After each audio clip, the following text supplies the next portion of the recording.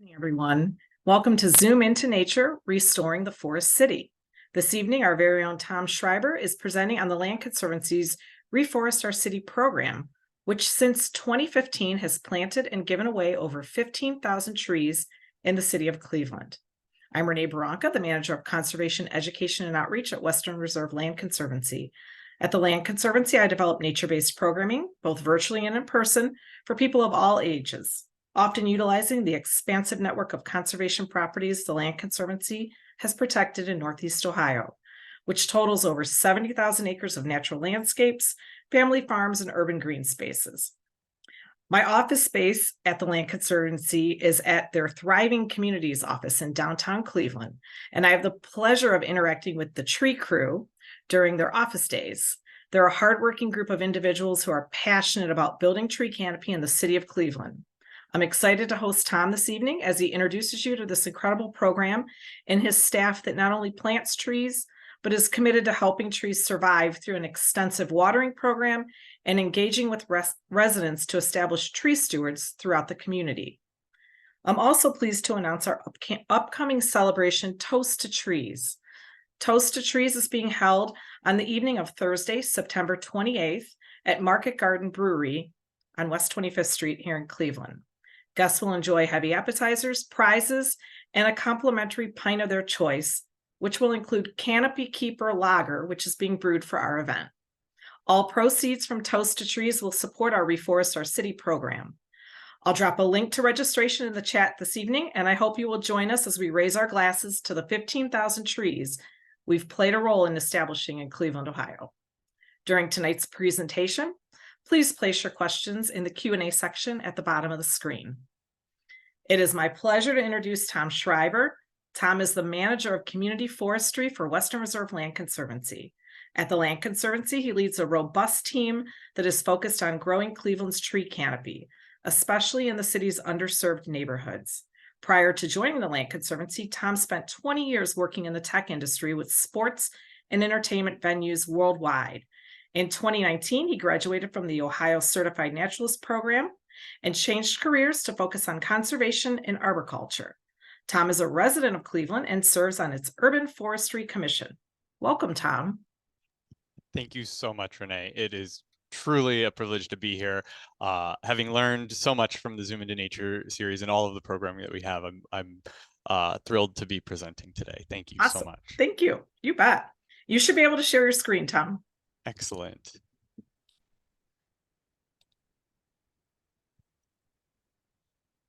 Cool. Well, welcome everybody, and thank you all for your interest in trees and in urban forestry. I'm, as I said, really excited to be here and really looking forward to sharing the hard and loving work that the Land Conservancy puts into our urban forest. And to get started, I'm going to take everybody back in time, if I can, to May 18th, 2018. This is a photo from a Reforest Our City tree planting at a school on the east side of Cleveland in one of our priority neighborhoods.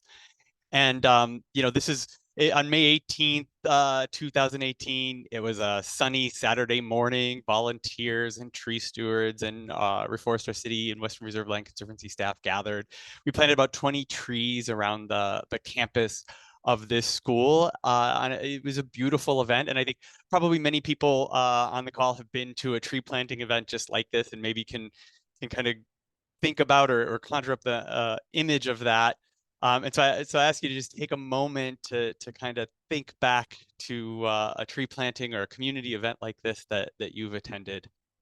And then we're going to go back in time a lot further. We're going to go back to June 22nd, 1969, when the Cuyahoga River caught on fire. And, I think everybody knows that story very well. I'm not going to spend time talking too much about it. But I am going to spend the next, 40 minutes or so drawing a thread in a narrative that I think connects these two events. And I'm guessing folks probably have a pretty good imagination here and maybe can make some of their own connections between a tree planting in 2018 and a river being on fire. But I hope that, by the end of the presentation, I've stretched your imaginations just a little bit. What do these two things really have in common, and how are they connected?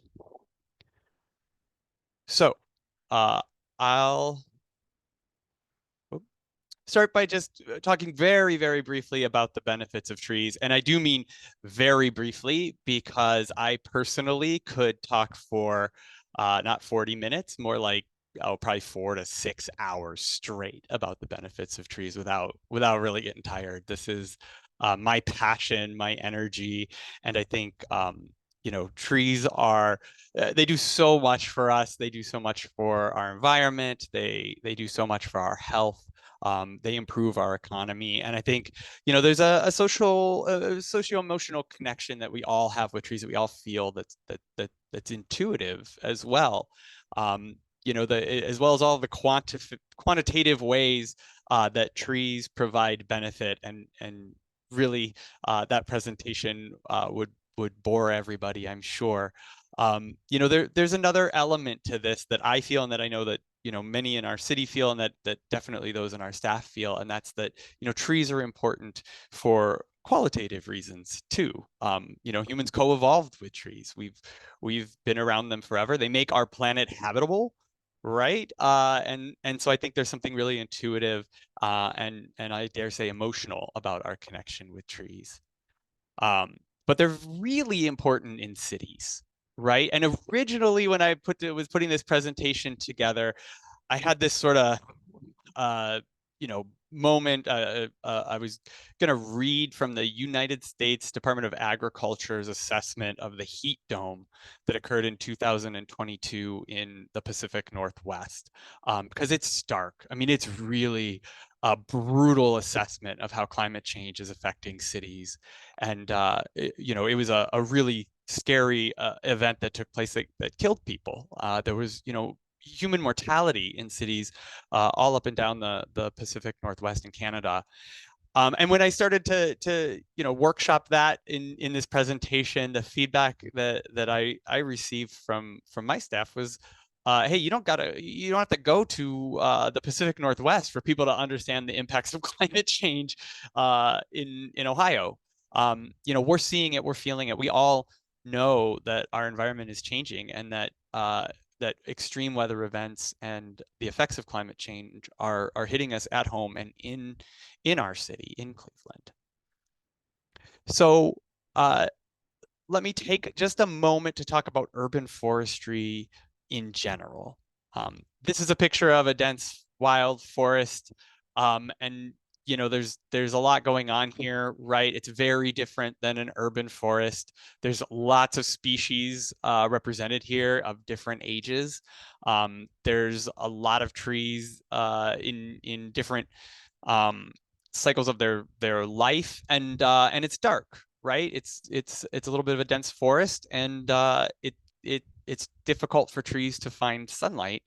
And in the forest, all of these trees, they weren't planted; they planted themselves. A tree produced thousands and thousands of seeds, and the ones that were great, that were in the right spot, where there were nutrients and water, and just a little bit of sunlight, were the ones that survived.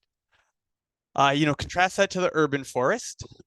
It's really important for urban foresters to realize the trees in the urban forest are intentionally planted, and the space for the trees in an urban forest are intentionally planned for.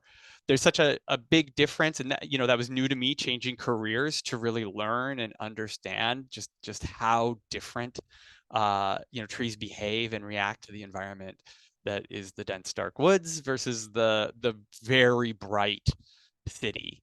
The biggest difference to me in these two images immediately is the amount of sunlight, right? And I've had an arborist just explain it to me, like you're feeding these baby trees, you're feeding a baby human, sugar cereal 3 meals a day and nothing but that, right? These trees are bathing in sunlight, where they've evolved to grow in a place where sunlight is scarce, right? And we'll come back to that point quite a bit throughout the presentation.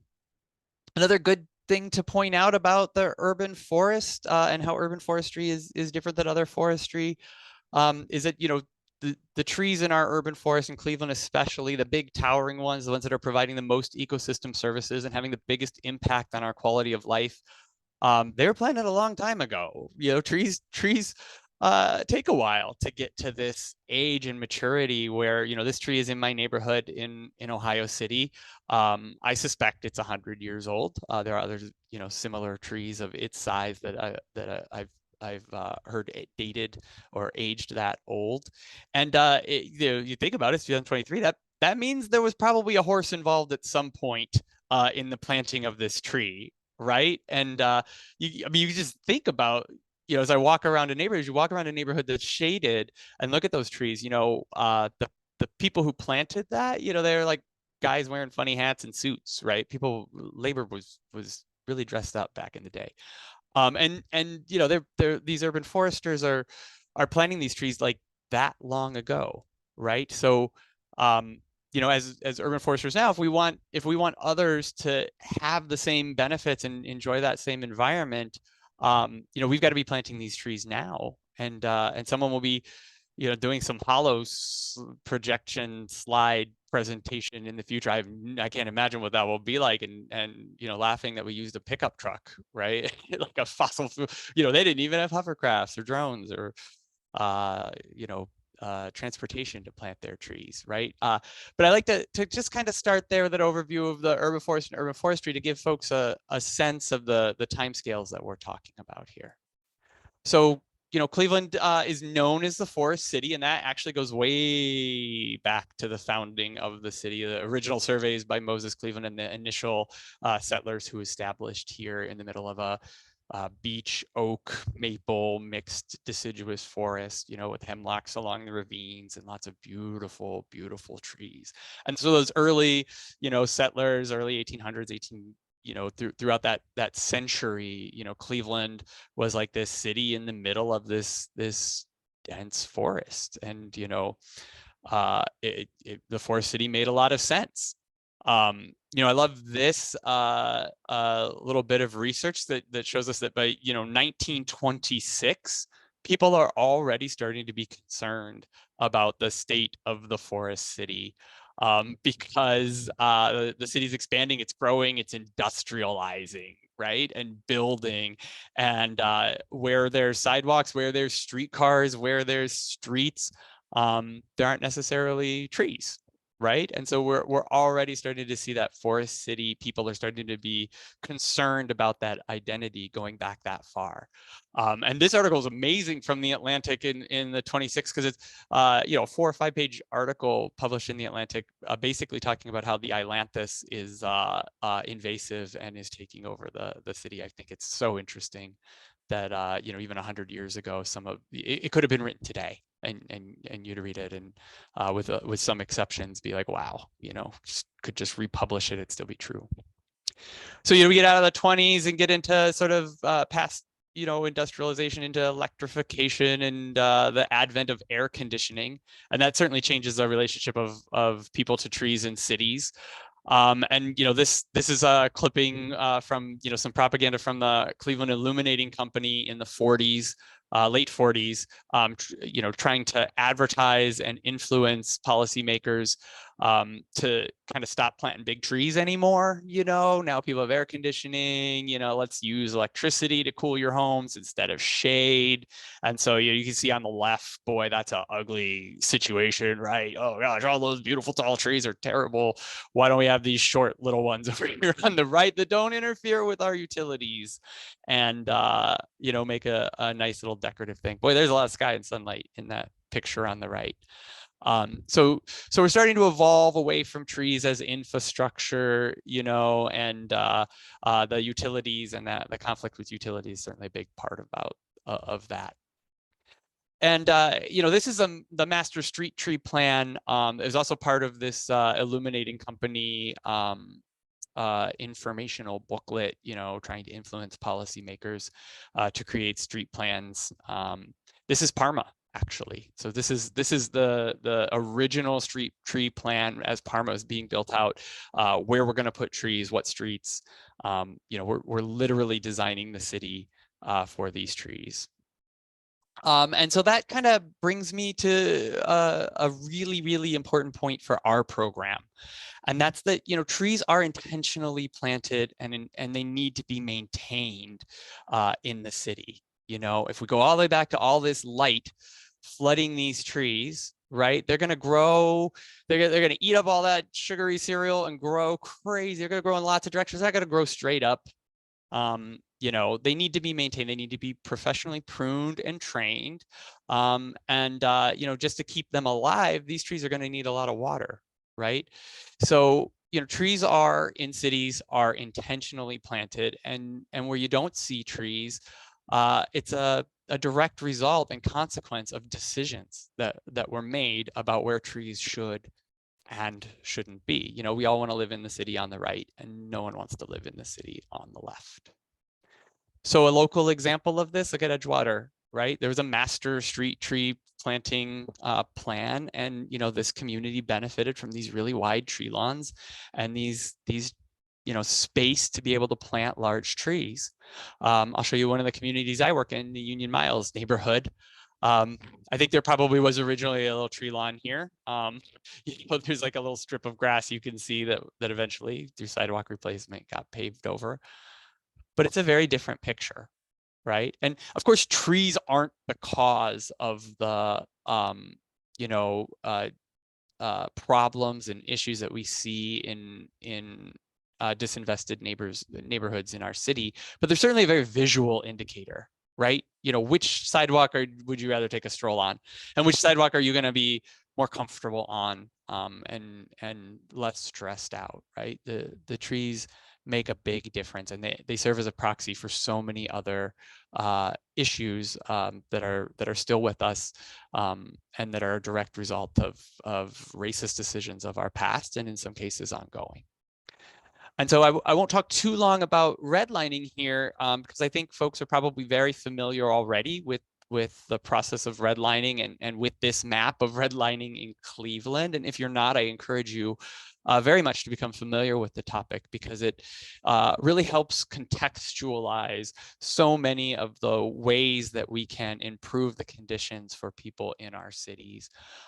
In Cleveland, this could be a red line map. This could, this is a map of redlining, but if this, I could also show you this map, and it's a map of asthma rates in the city. It's a map of income. It's a map of poverty in the city. It's a map of obesity, of diabetes, of life expectancy. It's a map of race, quite frankly, in the city. All of this are extremely closely correlated. It's the same map, and it all comes back to these policies that decided that we would lend money to people to buy homes and invest in property in the non-red areas, where white people lived, and in the red areas, we're not going to invest. City's not going to invest their resources, and we're not going to loan money to people.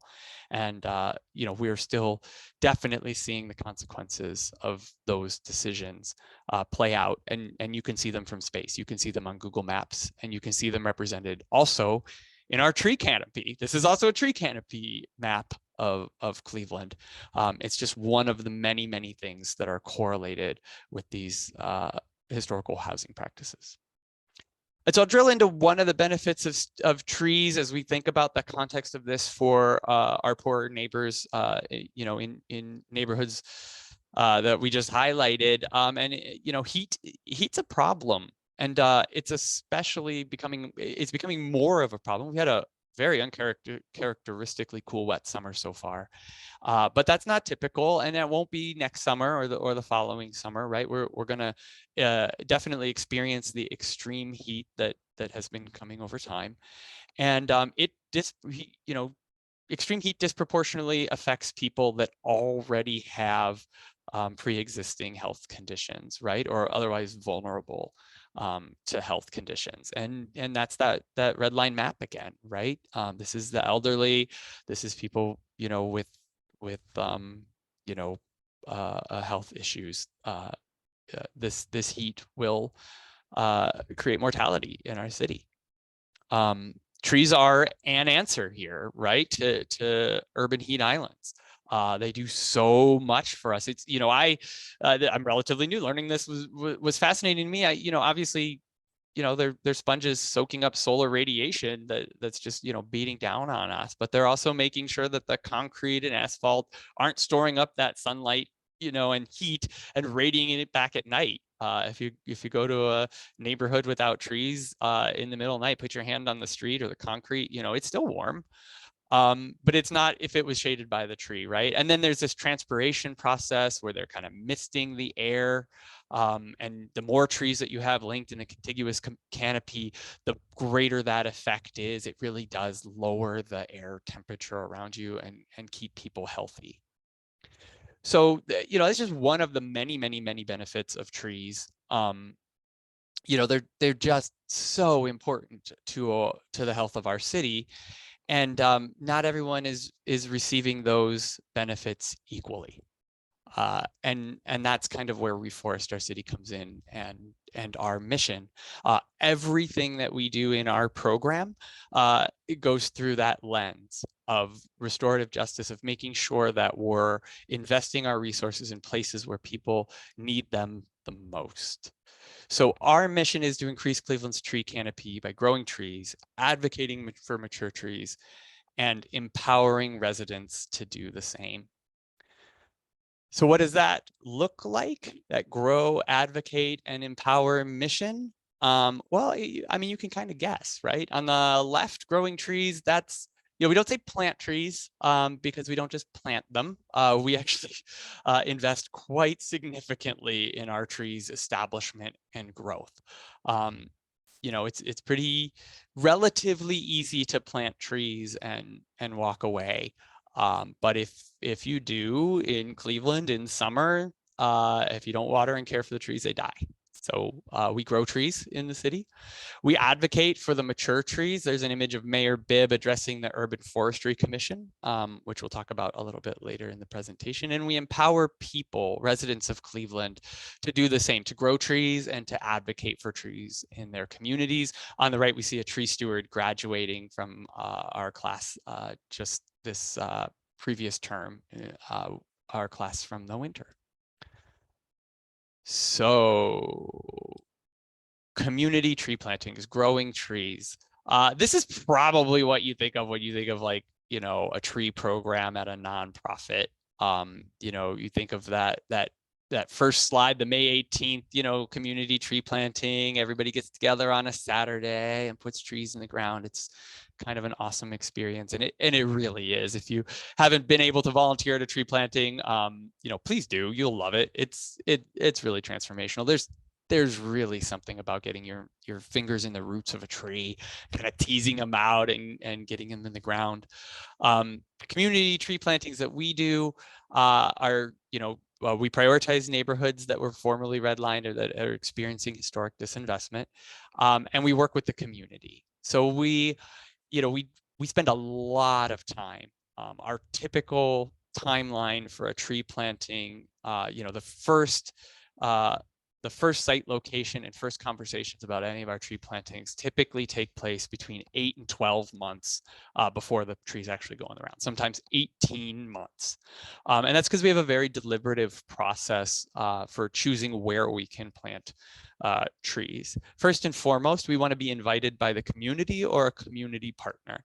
It's very important to us that the trees are welcome and wanted where we plant them. In a lot of historically disinvested neighborhoods, quite frankly, people view trees as more of a liability than an asset. And that's because, quite frankly, they've had conflicts with trees, right? Where trees aren't pruned, aren't cared for properly, trees can cause lots of problems for people. They fall, they create damage, they look bad, and lead to the neighborhood looking bad. And so it's very understandable that many residents are hesitant initially to have tree plantings in their neighborhoods. And quite frankly, people have bigger problems and bigger priorities than trees in their neighborhoods. And that's something that we understand, listen to, and internalize in our program, and make sure that if we're going to be in a community planting trees, we're there at the invitation of the community itself. And we invite the community to our tree plantings and use them as an opportunity to build people's interest in trees and build their investment in the sites that we plant. So that requires a lot of outreach, right? We go door to door in the neighborhoods and knock on all the neighbors' doors and tell them what we're doing. You wouldn't like it if someone came into your neighborhood and just started a big event next to you without letting you know what they're doing on that Saturday, right? So we make sure we've engaged the neighbors, we talk to them, we listen to their concerns, and we use our voice to amplify those concerns. We have partnerships with the Community Development Corporation, people who are local in the community and work on community advocacy. We have connections and relationships with the council, people who represent the communities that we serve, and then we look for key community partners like churches and community groups to help us make those relationships and help us be welcome where we are to plant. So we plant the trees on a Saturday. We use it as an educational opportunity. Our volunteers learn quite a bit about trees while we put them in the ground. And we also take the time through our other land conservancy projects and programs to try to improve any of the vacant land we're planting on as much as we can. We plant trees on private property. We plant trees on public property. We plant street trees when we can get permits from the city of Cleveland to do so. Trees are an excellent tool to do that sort of community engagement, and they're a good excuse to talk to neighbors about their neighborhood and learn about their concerns. But that's just the start of our interaction, and that's just the start of our work in the community. So for the first 3 years that these trees are in the ground, we water them every week with 15 gallons of water. So right now we've got more than 40 sites in our summer rotation, and that's over 500 trees. This summer has been awesome because it's rained a lot. But last summer we were watering every single week with 3 5-gallon pails of water per tree. And of course, we have other ways to water. It's not all just manual labor and carrying buckets. We use fire hydrants. We get a permit from the city of Cleveland to use fire hydrants near our sites, and we'll fill up the buckets there, or we'll hook up hoses to the fire hydrants and bring them out and kind of water the trees with hoses. We have a watering trailer that we can use for street trees. It gets our water pretty close to the trees. But unfortunately, or fortunately, nothing beats the efficiency of a 5-gallon pail. We've tried all of those, all of the methods you can imagine.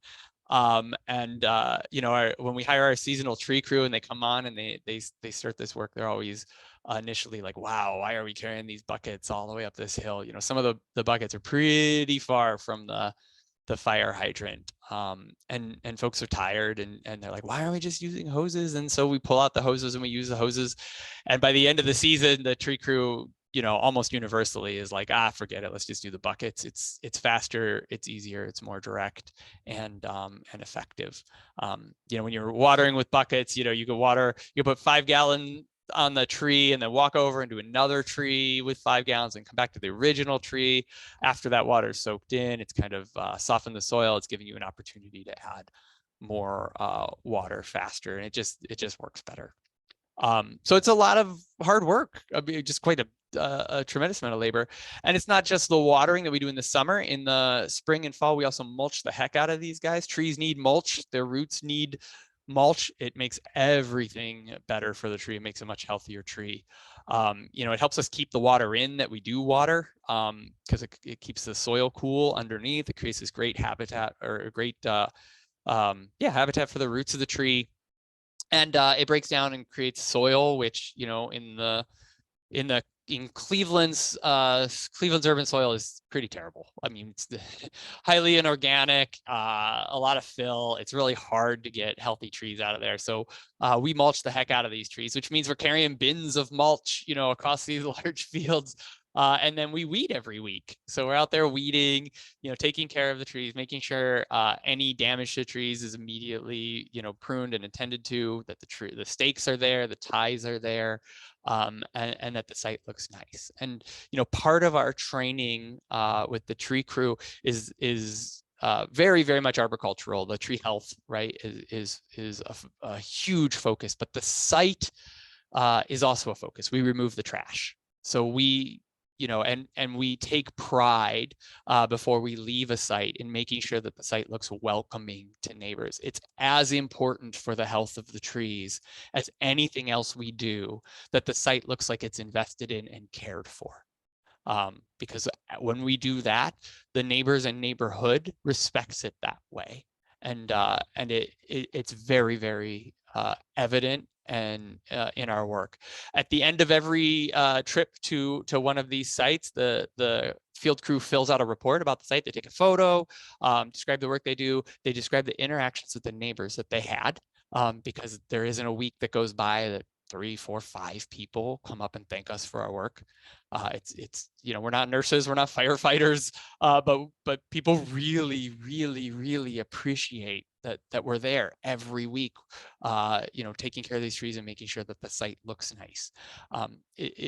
It shows our commitment and our investment in the community, and it converts people that were otherwise hesitant about having trees into tree lovers, right? They talk to us every week. They see we're passionate about us. They ask us about the trees. We get to tell them about the trees, and it's a part of the crew's job. We're not just training them to water trees and take care of trees. We're training them to integrate, the trees with the neighbors and make people feel welcome at the site and answer questions. And quite frankly, sometimes it's just listening. Just listening to folks, that are our neighbors to our tree plantings. So then we also do yard tree plantings and giveaways. So we have a Trees for Clee giveaway that we do twice a season. We do it in the spring and in the fall, where we give these really, you can see the size of the trees we're giving. These aren't the saplings, right? It's really tough in the tree reforestation nonprofit world when you talk about counting trees, because a sapling and a mature, a 15-gallon tree or a ball and burlap tree, they can be counted the same depending on where you are. Our free tree giveaways, I'm really proud of, because when you get one of these trees, you put it in your yard, you have a tree there. It's not a sapling, it's a tree. We give away 250 trees. We prioritize, when we get applications, we sort of run them through our scoring and give them to priority neighborhoods first. We also we offer planting assistance, so we'll go and plant the tree for you if you need that help. We'll deliver the tree for you if you have mobility issues, or you think it's going to be a problem to pick up the tree at the time that our pickup is. We want to remove every barrier from you and having a beautiful tree in your yard. And then we provide as much education about tree care in this interaction as we can. It's an opportunity to invite people to become tree stewards. It's an opportunity to invite people to join a tree planting. And otherwise just kind of get people hooked on trees and understanding, the value of trees in their own neighborhoods. And then we do tree steward training. This is, pretty much one of the best parts of my job. I love every part of my job, but we're not gonna restore Cleveland's canopy alone. We're gonna need a lot of help, and this is where we get it. Our tree steward program is pretty intense, right? It's 4 3-hour Zoom sessions in the winter. They take place on Wednesday nights. We go over everything from anatomy of trees, biology of trees, pruning, urban forestry concepts. You get a very good survey of what it means to be a steward of trees in the cities, how you can help, and how you can organize your neighbors and friends to help as well. And when you're done with 4 3-hour Zooms in February on Wednesday night, you have 2 planting labs left to do, because you can't really teach somebody how to plant a tree over Zoom, right? We show you pictures and we talk about it a lot, but you can't teach somebody how to plant a tree without planting a tree with them. So we have a lab where all the tree stewards come and actually plant trees and learn how to professionally install a tree. And then we have a pruning lab too. We bring in professional arborists. We're so grateful to arborists from our community that volunteer their time to do small group, one-on-one or 1-on-3 training, where they prune some of the trees in our program. You get hands-on training with the tools and really learn the concepts and understand how to take care of a tree in a healthy way. We also train planting leaders. So after you become a tree steward, We're really dependent on these tree stewards for labor at our plantings. We simply couldn't plant as many trees as we do if we didn't have folks there to help volunteers plant them correctly. And so we have the tree stewards are amazing. I'm sure there are some out there today, and I can't thank you enough for your hard work. I'm so grateful to be able to present about it. We do a planting leader training, which kind of gets beyond arboriculture. We're no longer training you how to plant. These folks are already trained. We're training you how to work with volunteers, how to help people get the most out of our events. And those trained tree stewards then go on to lead small groups during our plantings. Tree stewards have gone on to form their own neighborhood tree coalitions. It's something we're really, really proud of. There are several in Northeast Ohio that trace their genesis to tree steward training, and then the tree steward networking, talking to other tree stewards, getting together, and then forming their own neighborhood tree coalition and having a huge impact. Heights Tree People in Cleveland Heights, is the founder, Laura Marks came.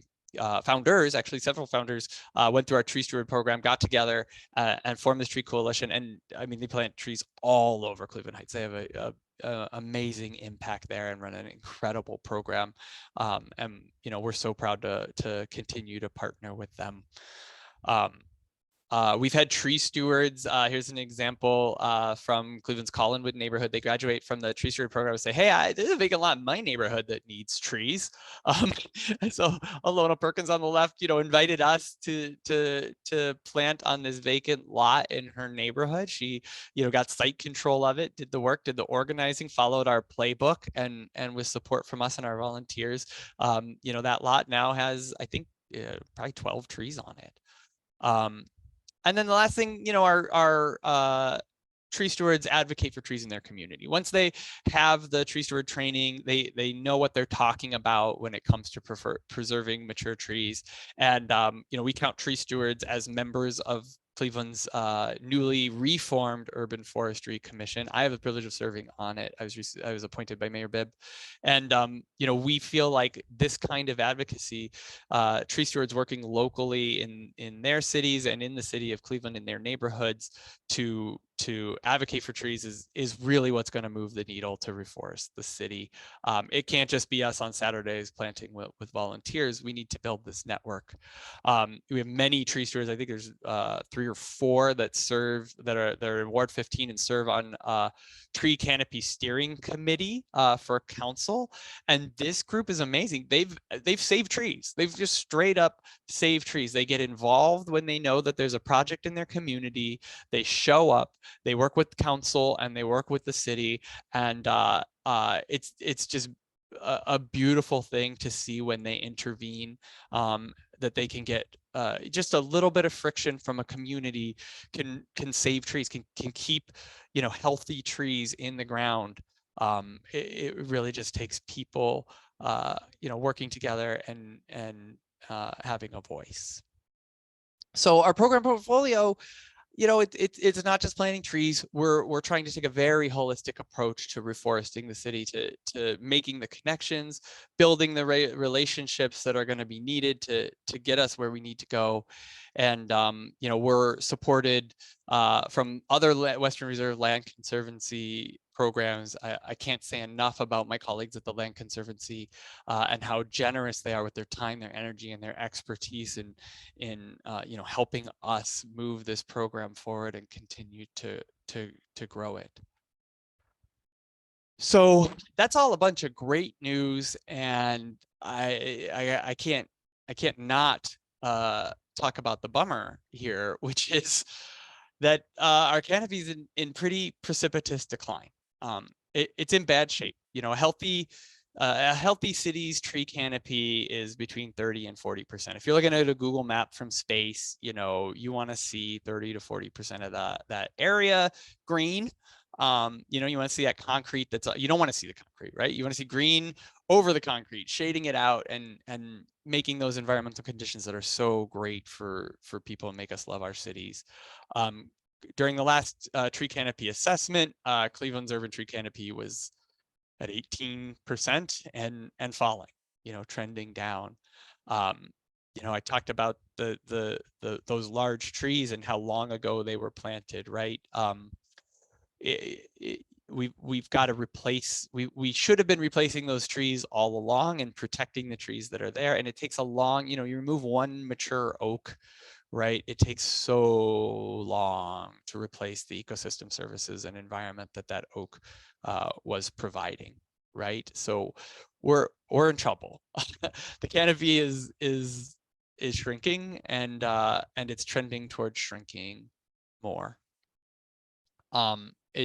It really does look like this. You really can see it from Google Maps. You can see, the canopy decline from space, and it can be very, very discouraging and very disheartening, quite frankly. It brings me back here. I imagine if it was June 22nd, 1969, or what the heck, I mean, it could be 1974, right? I wasn't there, but I've talked to many, many people who were, and I just imagine standing on the banks of this river then. And actually what I understand is I wouldn't be standing on the bank of the river. People tell me you wouldn't go down there. But I'm sure some folks on this call, were around and maybe can corroborate this. Like, it smelled bad. The air was bad, right? For the river to catch on fire, it wasn't just the river too. Like, along the banks, it's industrial waste and pollution. It's just a horribly toxic place in 1974. If I were standing there, first of all, the air would be, there's air pollution, there's all this pollution. The river's dead. I can't. It's so hard for me to wrap my head around the idea of a river being dead, biologically inactive, right? Just not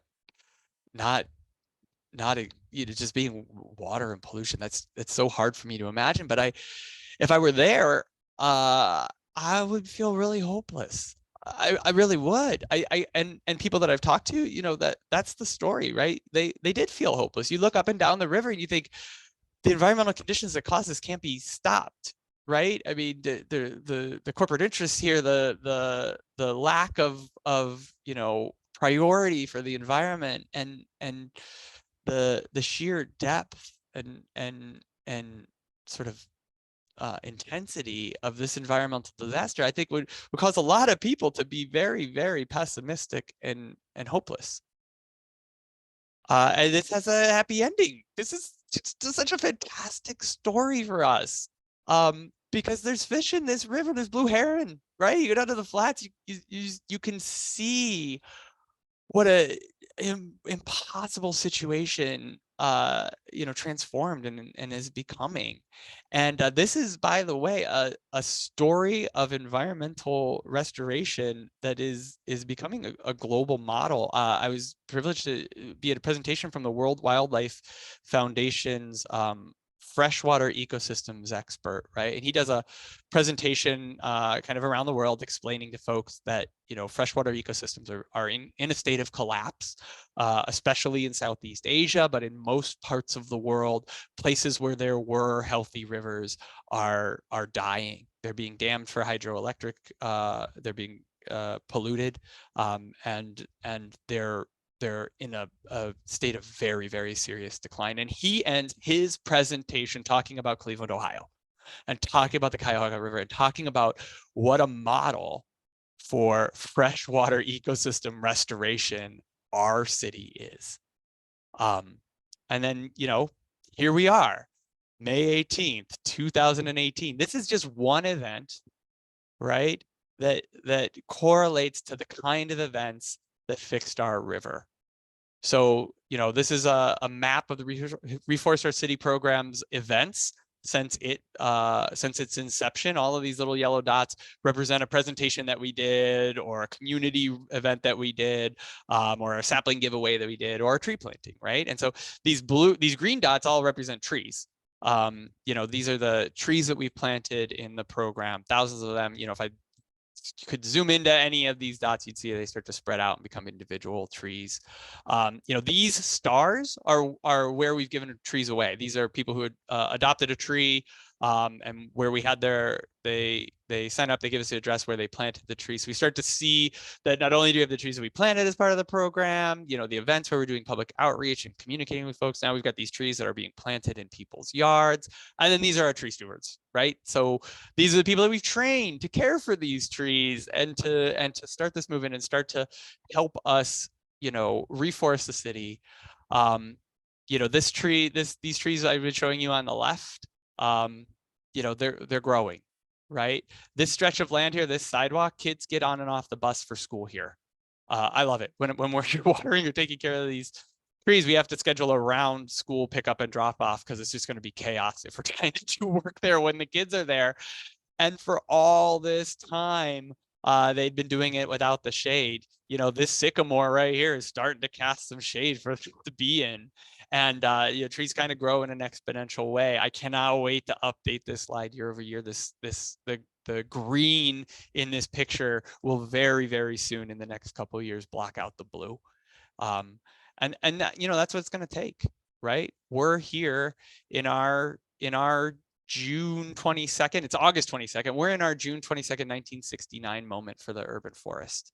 It's in decline. We've got trouble, but I am so optimistic and hopeful. I know we could do it. We've done it before in Cleveland, and we'll be a national model again. This will a national, maybe global model for reforesting a city as we continue our efforts and really, work hard on this passion of all of ours, of myself and my colleagues. And I want to say, as a matter of wrapping up here before we move into our Q&A session, that I've been with the program for 3 years here, and this work represents the vision and hard and loving work of so many people at the Land Conservancy. I just happen to be privileged today to be the face of it to all of you, but I want to just acknowledge, our CEO's vision, Rich Cochran, and the board, the trustees, the staff from every aspect of the Land Conservancy that have been a part of the genesis of this program and its continuing evolution, and especially my colleagues on the tree crew who are out there growing these trees in the hot sun. In a good week this summer, they moved over 5,000 gallons a week of water. It's pretty awesome, and I'm pretty grateful that I get to be a part of that team. So thanks everybody. I really appreciate your time. Thank you, Tom. As you can imagine, we have a couple questions, and please, if anyone has any questions for Tom about the Reforest Our City program, put them in the Q&A section at the bottom of your screen, or maybe it's at the top of your screen. It depends. Tom, can you speak a little bit about the species that you select to plant in an urban setting? So what types of trees are you planting within the city? I could do another 40-minute session on species selection in the city. So first and foremost, we prefer native trees. They're going to do better. They're going to survive better. They're going to provide the ecosystem services that Northeast Ohio needs. So where we have a choice, where we have nursery availability and where the space will support it, I'm always going to put a native tree over a non-native tree. So, for us, that means a lot of oaks.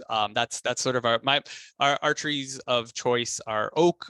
We like sycamore because it's so good at reducing air pollution. I know that there's a lot of them in the city, and we also like to follow principles of species diversification. So, we plant very few maples because maples are already really well represented in the urban population. But we prefer to plant native trees wherever we can.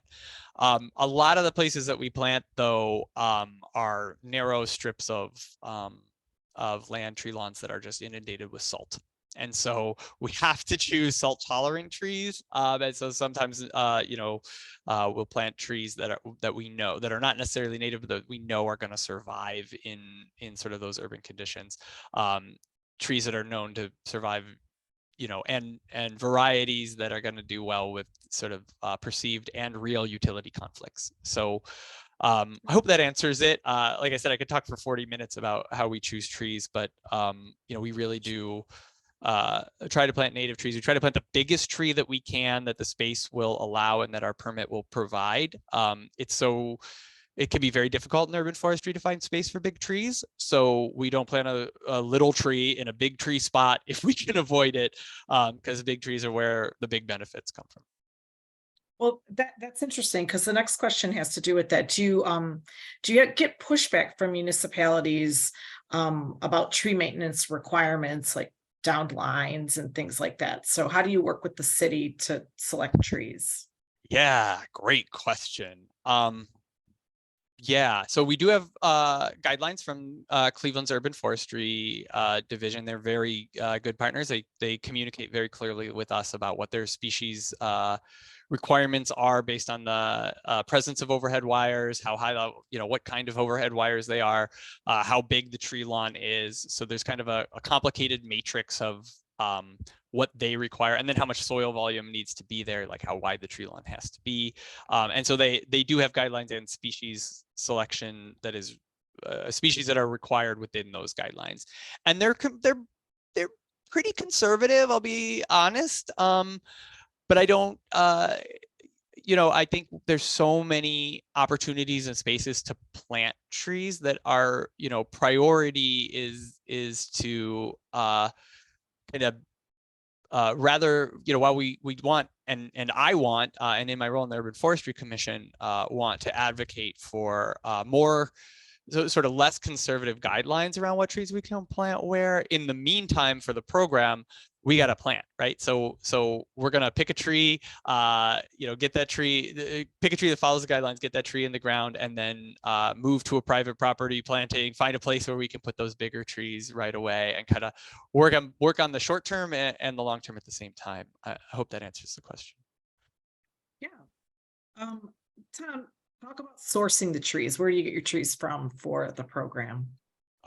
Great question. So we get trees from Ohio nurseries, mainly for our giveaway trees. We occasionally have to source them out of state just because we give away so many of them and they're so large, and because we're specific about our species selection, right? We'll go out of state, we'll go further to get trees that are native. But we're cultivating relationships with more and more nurseries as we anticipate nursery supply might decline in future years as other people start to get the I think there's a movement across the country and across the city where people are starting to really understand the value of trees, and we think that demand will go up. So we're using local Ohio nurseries wherever possible, and very occasionally a nursery in Michigan or Indiana. Excellent. Can you recommend some salt tolerant species for urban setting trees? Ooh, let's see. I have a cheat sheet for this, and it's not in front of me right now. But That's okay. Persian ironwood does really well. Gosh, And we can always follow. We can follow up with you on that too, Teddy. I can follow up with you and give you some more suggestions for trees that work in salt tolerant ones. Can you talk a little bit about why there is such a decline in the tree canopy in Cleveland? So what are the main reasons for the decline in the percentage of trees in Cuyahoga County? Sure, absolutely. I mean, one reason I talked about a little bit is just that the big canopy trees that we have now are so old, right? So they're kind of getting to the end of their life naturally. Trees aren't immortal; they don't live forever. I mean, I'm sure there's a redwood and a sequoia out west that'll argue with me about that, but they do have an end of life. So some of it is just natural, and we haven't been as in the planning that happens as we develop, we haven't been carving out the same places for trees that we used to. So as those trees are dying and declining, we're not necessarily replacing them with the same species, with the same large species. We're also seeing a lot of development, right? And when we develop, we're not always typically we're kind of clear cutting and then building from in the city. We'll clear a lot, get all the trees off of it, and then start from scratch and plant little trees. So development is a big factor there. And I also tree diseases came to mind for me too, dealing with emerald ash borer. We have beech leaf disease, even though there aren't a lot of beech in the city of Cleveland. At least I don't really come across them very often. You know, obviously the whole elm issue from years ago. Now we have spotted lanternfly coming through. So there's always Thanks, Renee. something out there. Absolutely. Pest and disease and you know, just that the changing environmental conditions in general are stressing trees. Yeah. Yeah, sure. Well, listen, we're going to end this on a really good note, Tom. People want to know, what's your favorite tree? Ah, great And this question. could be two ways. It could be what's your Right. favorite species and what's your favorite tree. So go ahead. Yeah. Well, my favorite tree is I mean, people are gonna roll their eyes because no one says a silver maple, right? But there is this massive silver maple in my dad's front yard where I grew up. Um, it is so big I can get inside it, and it's big and hollow actually. So even as a kid, it was hollow. Like it, you know, people don't understand. You know, people don't always realize that like a cylinder is a really strong substance. So just because a tree rots out from the middle, the center of a tree is not always living tissue, right? The center tree isn't living tissue; it's wood. And you know, this tree, every arborist in the world would have told my dad to cut it down, and has this big, ugly silver maple, and he just staunchly refuses to. And it's so big you could have a tea party inside. It is massive, and it's my favorite tree. Um, and so I really like that tree specifically. But that's not my favorite Excellent. species. Tulip is my favorite tree species. Tallest I tree in love, Northeast Ohio. that's my favorite too. I love tulip trees. And they have the Yeah. most beautiful Latin name, Liriodendron tulipifera. Can't get better than that. Yeah. Well, listen, Tom, thank you so much. And the last question I want to answer here is, someone asked, how can out-of-towners help the program? And I can answer that question. The Land Conservancy would welcome support. We welcome donations to this program to keep it going. And you can do so on our website, and I can send out a message about that when we do follow up from this event as well. So thank you for asking, and we would welcome your support. Tom, do you have anything else you want to add before we wrap up here? No, just my heartfelt gratitude for your interest in trees, and you know, I hope to see folks in the future in part of our programming. Thank you so much. Yes, and we hope to see you at Toasted Trees. So come in and have a Canopy Keeper lager with us on September 28th. Thank you so much. Have a good evening, everybody. Thanks, Tom. Thank you.